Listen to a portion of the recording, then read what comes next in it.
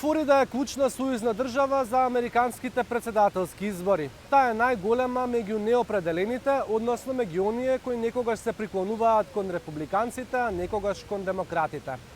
Токму затоа кампањите и на Трамп и на Бајден во голем дел се фокусирани таму. Соседката на Джоани Стейн Рики направи нов знак за поддршка на Џо Бајден откако стариот бил украден во текот на ноќта. Get off my lawn. We're not voting for that man. Стейн не сака дури ни да го изговори името на Доналд Трамп. I have the same values as Joe Biden and Kamala Harris. Opposite values of the other person who's running again. Со 71 година, Стейн е една од 4,2 милиони повозрасни жители на Флорида кои имаат голем удел во изборниот резултат. Меѓу нив е и Грациела Воу, имигрантка од Аргентина која гласа за Доналд Трамп. We need someone that is not only concerned about every American citizen. We need someone that knows how to be a president, that knows how to be a leader.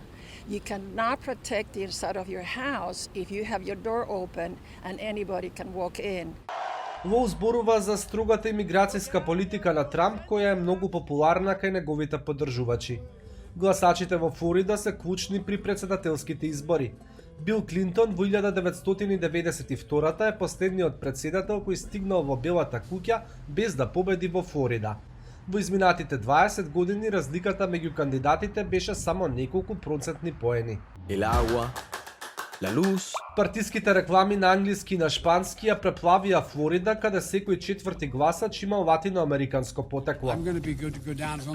Трамп постојано го обвинува Бајден дека има социјалистичка агенда. Тврдење кое според Хариберто Санчес, кој по потекло од Порто Рико, не е точно. It's ironic that the local propaganda that they're doing is to make it to try to get the Venezuelan Cuban vote is to make Biden seem like he would be a socialist that would drive you to communist as these leaders, when it's totally the opposite.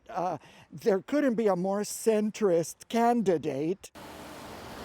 Но прашањата за приклонување кон социјализмот силно одекнуваат во Флорида, вели Хавиер Полито од Латиноамериканскиот совет. Тој го поддржува Трамп. The Hispanic capitalistic system is very, very important. We immigrated here, many of us, and we've worked hard, and our forefathers before us, with our parents, worked very, very hard to give us the things that we all had today and the liberties that we have today in Florida. Артур Сајмон е професор по политички науки на Универзитетот на Мајами. Тој бил дел од представничкиот дом на Флорида во 6 мандати. The Puerto Rican vote tends to tilt towards Democrats, whereas the Cuban American vote in Florida tended to tilt towards Republicans. So, and it could balance, these two groups could balance themselves out. Поради ова, излезноста на изборите веројатно ќе има одлучувачка улога за победникот. Со речиси 22 милиони жители, Флорида е трета најнаселена држава во САД и обезбедува 29 од потребните 270 електори за победа на изборите. За Алфа, од Гласот на Америка, Никола Крстик.